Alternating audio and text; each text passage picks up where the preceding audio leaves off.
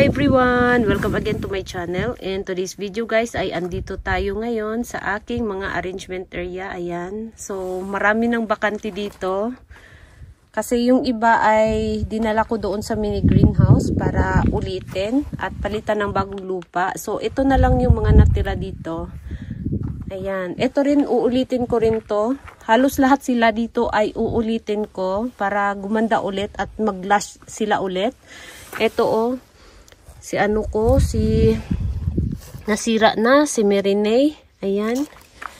Nasira na siya guys. Nagkaroon ng mga frostbite yung mga dahon. At ayan, nagmashi na.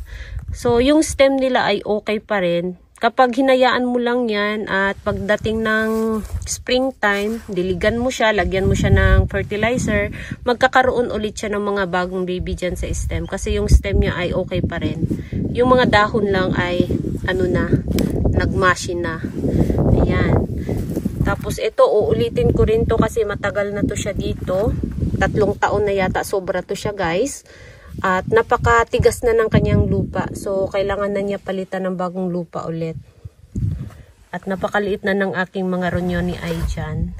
Diba? Pero, ang cute nila, diba? Basta maliit sila at marami.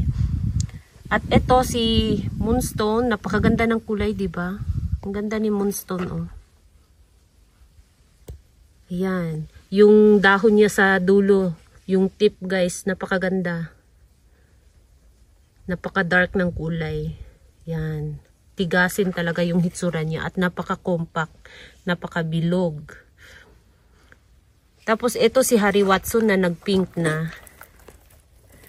Yan. Nagiging pink na yung aking Harry Watson dito. At maliit pa rin siya. Yan. Maliit yung ating Harry Watson dito. And then, mayroon tayo ditong Rose Gilva. Yung Rose Gilva ko na nasa mini greenhouse ay talagang iba yung hitsura niya i-compare dito. Ito siya na bonsai na sa tagal. Kitang-kita yung dahon niya sa dulo na yung tip niya, 'di ba? Napakaganda. At napakaliit ng tip niya, guys. Tapos robra ulit, ayan. Maganda talaga tong robra. Pulang-pula siya. Tapos ito mga Prolifica, mayroon ulit tayong Moonstone. Tapos mayroon tayo ditong sa likod na Peach Boy. Ayan, pati si Peach Boy guys, oh. Nagiging compact na siya. Bilog na yung aking Peach Boy dito. Tapos si Prodidity, ayan. Si Fun Queen, ayan, yung aking Fun Queen, 'di ba? Nagpipink si Fun Queen. Maganda yung kulay ni Fun Queen. So, ito yung hitsura niya sa winter time. Kapag na-stress na siya. Ito. Kaya lang palit na ng palit yung kanyang rosette. Yan, nagiging pastel pink siya. 'Di ba ang ganda? Yan. Yan yung hitsura ni Fun Queen. Pagdating ng summer, green na green siya. Pero pag na-stress siya sa winter time, ganyan yung hitsura niya. So, napakalakas ng hangin, guys. At ito naman si Musan. Yan, bilog na bilog yung ating Musan dito. Nagiging compact na siya.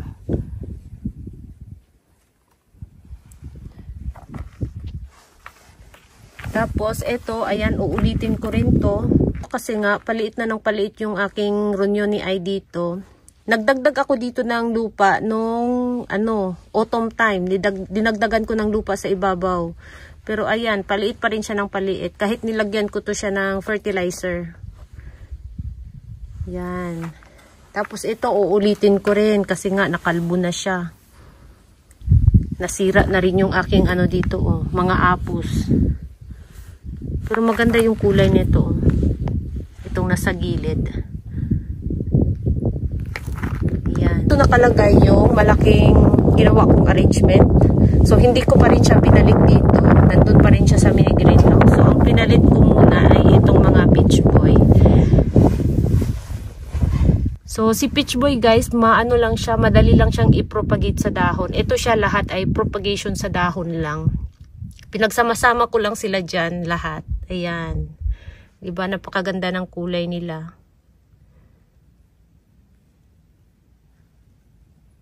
So, ayan ang ating Peach Boy. So, napakarami ko ng Peach Boy. Ito, hindi ko na ito uulitin. Ganyan na lang siya. Ayan. Tapos, ito, uulitin ko to kasi nga, mayroon ng mga nakalbo. Ayan. Dito banda, nakalbo na. Meron din tayo ditong ulit na musan. Tapos meron tayo ditong, ito si Scarlet. Yan, di ba napakaganda ng Scarlet? Ito lang yung Scarlet kong na lahat ng Scarlet ko nasira nung summertime. Ito na lang yung natira na maganda. At ang ganda ng kulay. Nagiging orange na siya. Ayan. Mayroon tayo ditong napaka-cute na Amabile. Ito. Yan si Amabile. And ito naman yung pinagsama-sama ko na ayan, Peach Boy. Ito siya si Peach Boy.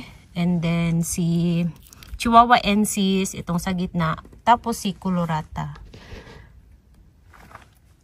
Yan, magkakamukha kasi kaya pinagsama-sama ko sila sa isang pot.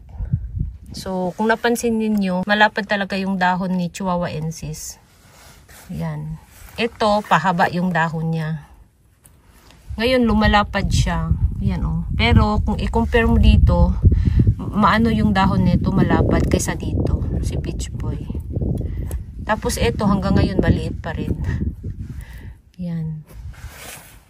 Magkakamukha sila, di ba? So, inaantay ko rin yung mga bulaklak nila kung ano yung hitsura. Yan. Hindi ko na tinatanggal. Itong tatlo, hindi ko tinatanggal yung bulaklak nila kasi gusto ko makita kung ano yung hitsura. Sabay-sabay kasi silang namulaklak ngayon. Ayan.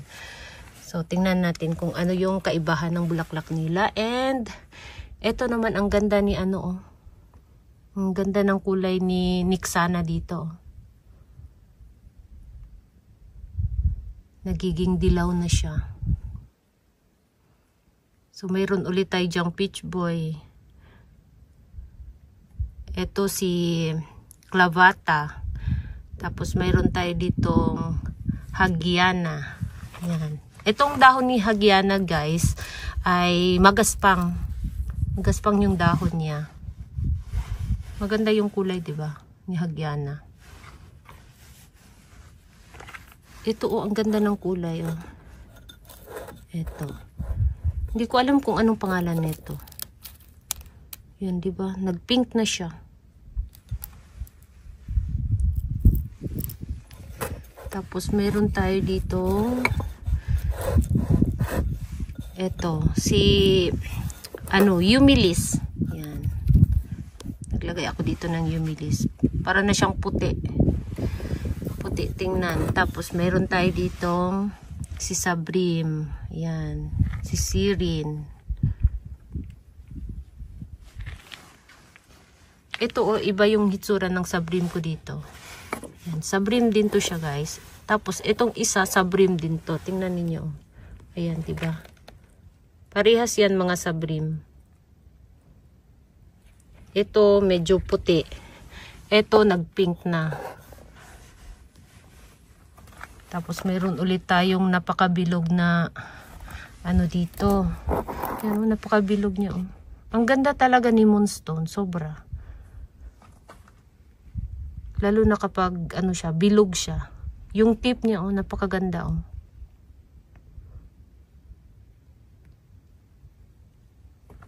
Tapos ito ayan. Nakalbo na rin siya. Yung mga nilagay ko dyan na sedum, ayan, nag-dry na. Tapos, ito yung nasa profile picture ko, ayan. Nakalbo na rin siya.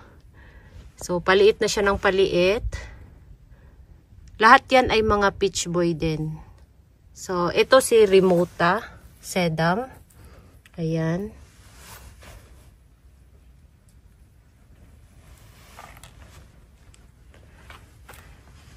At ang ganda ng kulay ng ko dito oh.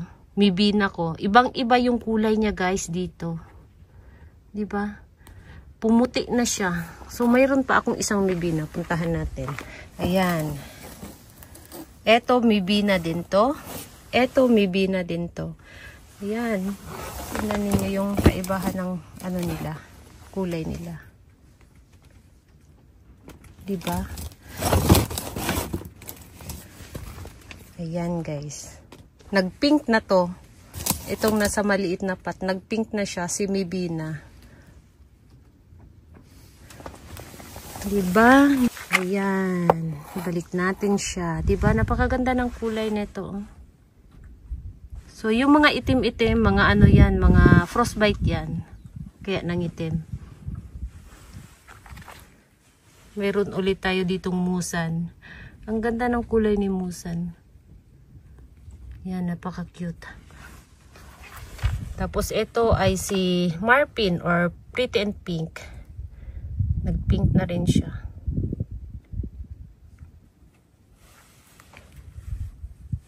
So ito nasira oh. Nangitim na yung dahon. Tapos yung pula dyan sa ano ay si Prodidity. Diba? Napaka-pula ni Prodidity dito. Napakaganda ng kulay ni Prodidity.